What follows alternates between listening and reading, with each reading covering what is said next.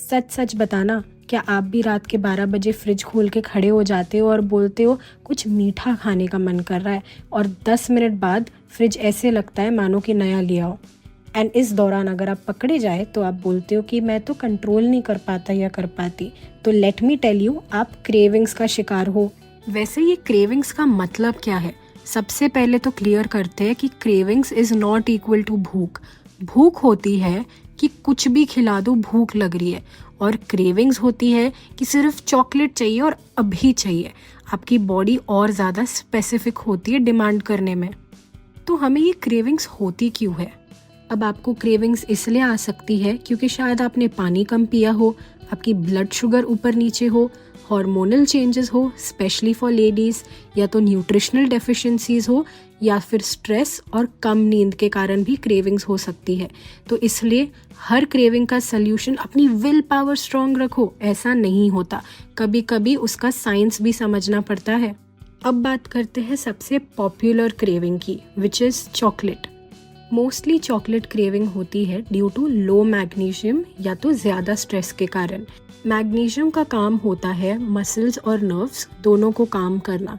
Stress में body magnesium ज़्यादा use करती है और फिर दिमाग बोलता है चॉकलेट लाओ। अडल्ट्स को मैग्नीशियम की जो डेली रिक्वायरमेंट चाहिए वो मेजर ऑथेंटिक बॉडीज़ के हिसाब से रफली फॉर मेन 400 mg और फॉर वुमेन 300 mg तक चाहिए होता है।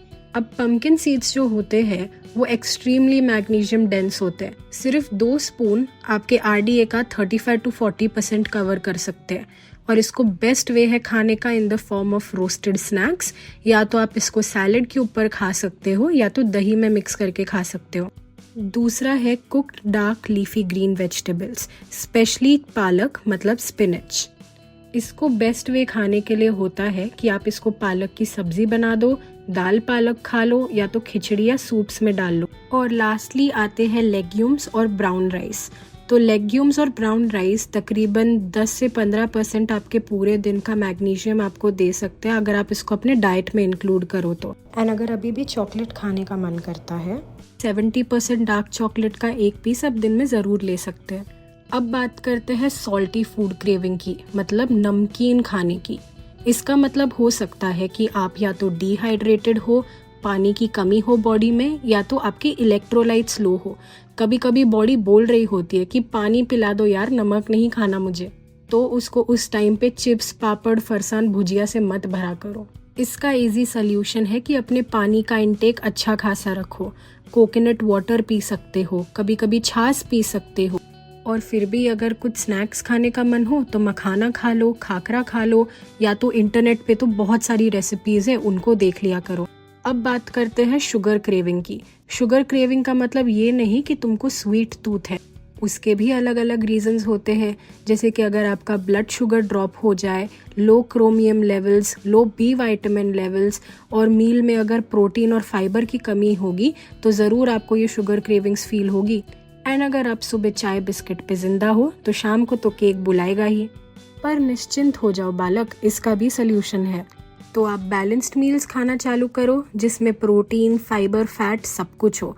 फ्रूट्स खाओ जब मीठे की क्रेविंग हो, और खाना पहली बार टाइम से खाना चालू करो। अब बात करते हैं आजकल के वेरी मच ट्रेंडिंग क्रेविंग की, विच इज़ डेयरी क्रेविंग, मतलब दूध से रिलेटेड प्रोडक्ट्स की क्रेविंग, लाइक चीज़। अब डेयरी प्रोटीन्स, खास करके चीज़ का केसिन, डाइजेस्ट होके केसोमॉफिन्स बन सकते हैं जो माइल्ड डोपामिन रिलीज करता है और आपको एकदम हैप्पी फीलिंग देता है।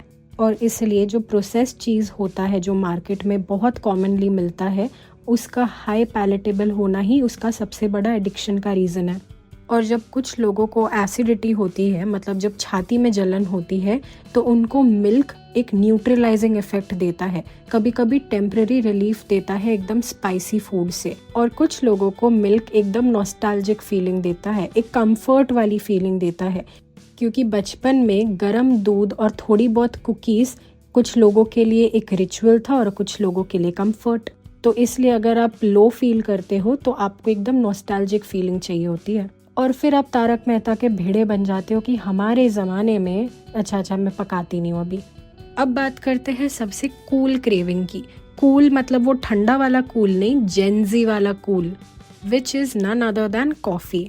अब कॉफ़ी की क्रेविंग्स बहुत चीज़ों की वजह से हो सकती है, कभी स्ट्रेस की वजह से, कभी सोशल हैबिट्स की वजह से, कभी बीपी फ्लक्चुएशंस की वजह से, या तो कभी स्लीप डेप्रिवेशन की वजह से। अब कुछ लोगों के लिए अलार्म क्लॉक रिप्लेस हो जाता है विद कॉफ़ी, इसलिए अगर आपकी नींद कम हो तो एडिनोसाइन ज़्यादा बिल्डअप हो जाता है बॉडी में, और कैफीन जो होता है वो टेम्पररी ब्लॉक कर देता है। इसलिए अगर आप टायर्ड हो and you are craving for quick alertness, then coffee is your go to buddy. And अगर आपका ब्लड शुगर लेवल लो हो, या तो आपने मील्स अपने स्किप कर दिए हो, तो इसके वजह से भी आपका एनर्जी लेवल कम हो जाता है और सबसे पहले आप भागोगे कॉफ़ी की तरफ। और हर ऑफिस में चाय कॉफ़ी कॉर्नर तो होता ही है, तो बॉस की बुराई करने के चक्कर में कॉफ़ी की लत अलग लगवा लेते हो।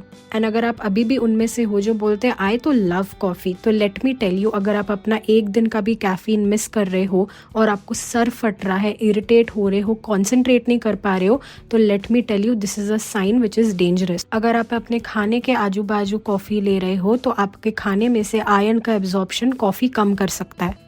और अगर आपको लगता है कि आपको कॉफ़ी की लत लग चुकी है और आपको उसको कम करनी है, तो उसको धीरे धीरे कट डाउन करना चालू करो। अगर आप दिन में 4 कप पीते हो तो अभी 2 कप पीना चालू करो और धीरे धीरे 1 कप पे आ जाओ। एंड अगर आपको कॉफ़ी पीनी है तो आप उसको डीकैफ कॉफ़ी के साथ मिक्स कर सकते हो 50-50 रेशियो पे, एंड धीरे धीरे डीकैफ कॉफ़ी पे आप शिफ्ट कर सकते हो। एंड अगर आपको अपनी स्लीप ठीक करनी है तो कॉफ़ी 6 से 8 घंटे बिफोर बेड टाइम लेना चालू करो। जैसे कि अगर आप रात को 11 बजे सोते हो तो आपकी last cup of coffee should be at 3 PM। कभी कभी एनर्जी के लिए अगर आपको कॉफ़ी लगती ही है तो कॉफ़ी को रिप्लेस कर लो with other herbal teas like peppermint tea, ginger tea या कैमोमाइल टी। एंड एक लास्ट बात याद रखना, अगर आप 1 कप कॉफ़ी पीते हो तो उसके साथ आपको 1 कप पानी का भी पीना ज़रूरी है उसके बाद। अब बात करते हैं एक बहुत अलग से क्रेविंग की, जिसको बोलते हैं पिका। बट पिका एक्चुअली एक ईटिंग डिसऑर्डर है जिसमें आपको नॉन फूड आइटम्स की क्रेविंग होगी, जैसे मिट्टी, चौक, आइस या तो पेपर। कुछ लोग क्रेविंग के नाम पे इसको खाते हैं या तो कुछ लोग इसे चबाते हैं, पर ये अजीब चीज़ के पीछे एक मेडिकल और साइकोलॉजिकल रीज़न छुपा है। पिका मोस्टली बच्चों में देखा जाता है, प्रेग्नेंट औरतों में देखा जाता है, या तो डेवलपमेंट डिसेबिलिटीज़ जैसे ऑटिज्म, इंटेलेक्चुअल डिसेबिलिटी, ऐसे लोगों में देखा जाता है। एक और रीज़न भी होता है पिका होने का, जो है आयरन डेफिशिएंसी, यानी कि अनीमिया या तो लैक ऑफ जिंक की। अगर ये डेफिशिएंसीज को सप्लीमेंट्स के थ्रू पूरा करा जाए तो ये भी ठीक हो सकता है। और प्रेगनेंसी में ये इसलिए होता है क्योंकि न्यूट्रिशनल डेफिशिएंसीज होते हैं। एंड अगर आपको अपना आयरन और जिंक लेवल्स अच्छे करने हैं तो सप्लीमेंट्स के साथ आप उसको खाने से भी ठीक कर सकते हो। आयरन डेफिशिएंसी के ऊपर तो मैं पूरा एक वीडियो बना सकती हूँ, सो कमेंट आयरन अगर आपको उसके बारे में और डिटेल में जानना है तो। अभी के लिए तो आप बस इतना जानो कि 2 तरीके के आयरन रिच फूड होते हैं। एक होता है हीम आयरन, जो है एनिमल सोर्सेज, जिसको बॉडी इजीली अब्जॉर्ब कर लेता है, और दूसरा होता है नॉन हीम आयरन, जिसको बोलते हैं प्लांट सोर्सेज, और बॉडी इसको एब्जॉर्प्शन कम करता है, पर उसको अगर आप विटामिन सी के साथ पेयर करोगे तो एब्जॉर्प्शन बढ़ जाता है। अब मैं वीडियो एंड करती हूँ, मुझे वीडियो ज़्यादा लंबा नहीं करना है। तो नेक्स्ट टाइम अगर आपको क्रेविंग आए तो फ्रिज पे अटैक मत करो, पहले ये सोचो कि बॉडी क्या बोल रही है। एंड अगर ये वीडियो आपको यूज़फुल लगा हो तो please do like, share and subscribe to Miss Nutro, और मेरी रेसिपी शॉर्ट सेक्शन में जाके ज़रूर देखना। एंड ये वीडियो उस दोस्त के साथ शेयर करो जिसको लगता है क्रेविंग्स मतलब फ्रिज खाली कर दो, पर असली प्रॉब्लम क्या है वो उनको पता नहीं।